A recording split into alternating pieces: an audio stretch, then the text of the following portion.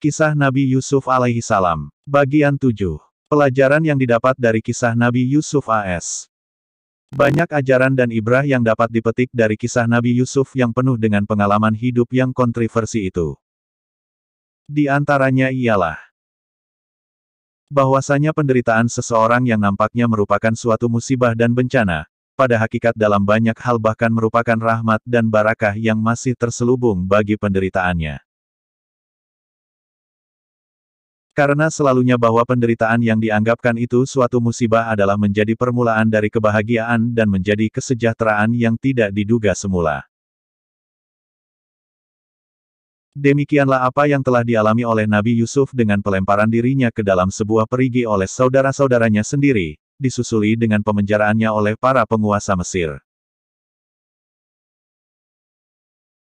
Semuanya itu merupakan jalan yang harus ditempuh oleh beliau untuk mencapai puncak kebesaran dan kemuliaan sebagai nabi serta tingkat hidup yang mewah dan sejahtera sebagai seorang penguasa dalam sebuah kerajaan yang besar yang dengan kekuasaannya sebagai wakil raja dapat menghimpunkan kembali seluruh anggota keluarganya setelah sekian lama berpisah dan bercerai-berai.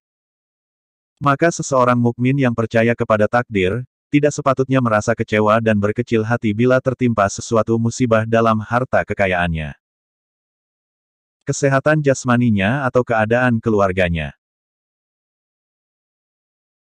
Ia harus menerima percobaan Allah itu dengan penuh kesabaran dan tawakal seraya memohon kepada Yang Maha Kuasa agar melindunginya dan mengampuni segala dosanya. Kalau musibah yang ditimpakan kepadanya itu merupakan peringatan dari Allah kepadanya untuk bertaubat. Dan sebaliknya bila seseorang mukmin memperoleh nikmat dan kurnia Allah berupa perluasan rezeki, kesempurnaan kesehatan dan kesejahteraan keluarga,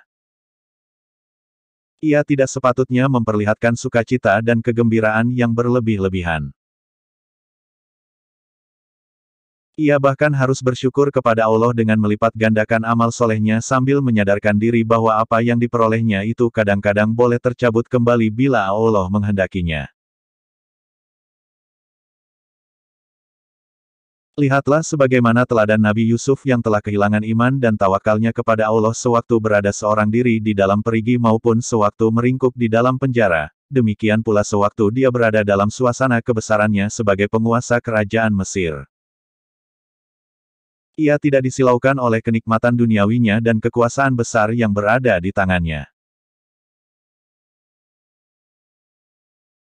Dalam kedua keadaan itu ia tidak melupakan harapan, syukur dan pujaan kepada Allah dan sadar bahwa dirinya sebagai makhluk yang lemah tidak berkuasa mempertahankan segala kenikmatan yang diperolehnya atau menghindarkan diri dari musibah dan penderitaan yang Allah limpahkan kepadanya. Ia mengembalikan semuanya itu kepada takdir dan kehendak Allah yang Maha Kuasa. Nabi Yusuf telah memberi contoh dan teladan bagi kemurnian jiwanya dan keteguhan hatinya tatkala menghadapi godaan Zulaiha, istri ketua polis Mesir, majikannya. Ia diajak berbuat maksiat oleh Zulaiha, seorang istri yang masih muda belia, cantik dan berpengaruh, sedang ia sendiri berada dalam puncak kemudaannya, di mana biasanya nafsu birahi seseorang masih berada di tingkat puncaknya.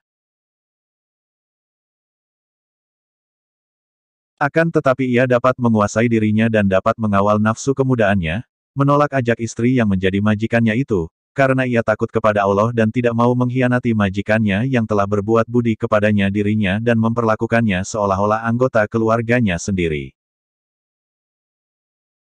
Sebagai akibat penolakannya itu ia rela dipenjarakan demi mempertahankan keluhuran budinya, keteguhan imannya dan kemurnian jiwanya.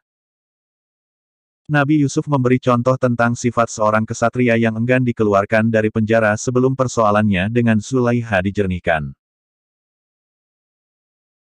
Ia tidak mau dikeluarkan dari penjara karena memperoleh pengampunan dari raja, tetapi ia ingin dikeluarkan sebagai orang yang bersih, suci dan tidak berdosa. Karenanya ia sebelum menerima undangan raja kepadanya untuk datang ke istana, ia menuntut agar diselidik lebih dahulu tuduhan-tuduhan palsu dan fitnahan-fitnahan yang dilekatkan orang kepada dirinya dan dijadikannya alasan untuk memenjarakannya. Terpaksalah Raja Mesir yang memerlukan Yusuf sebagai penasehatnya, memerintahkan pengusutan kembali peristiwa Yusuf dengan Zulaikha yang akhirnya dengan terungkapnya kejadian yang sebenarnya.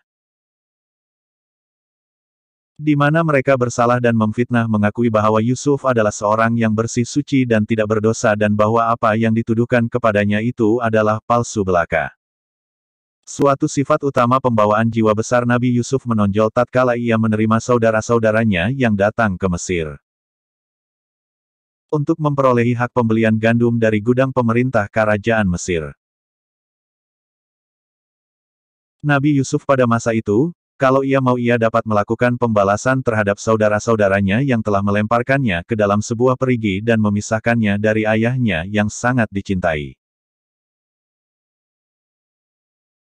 Namun sebaliknya ia bahkan menerima mereka dengan ramah tamah dan melayani keperluan mereka dengan penuh kasih sayang, seolah-olah tidak pernah terjadi apa yang telah dialami akibat tindakan saudara-saudaranya yang kejam dan tidak berperi kemanusiaan. Demikianlah Nabi Yusuf dengan jiwa besarnya telah melupakan semua penderitaan pahit yang telah dialaminya akibat tindakan saudara-saudaranya itu dengan memberi pengampunan kepada mereka, padahal ia berada dalam keadaan yang memungkinkannya melakukan pembalasan yang setimpal. Dan pengampunan yang demikian itulah yang akan berkesan kepada orang yang diampuni dan yang telah dianjurkan oleh Allah dan Rasul-Nya dalam beberapa ayat Al-Quran dan beberapa hadis Nabawi.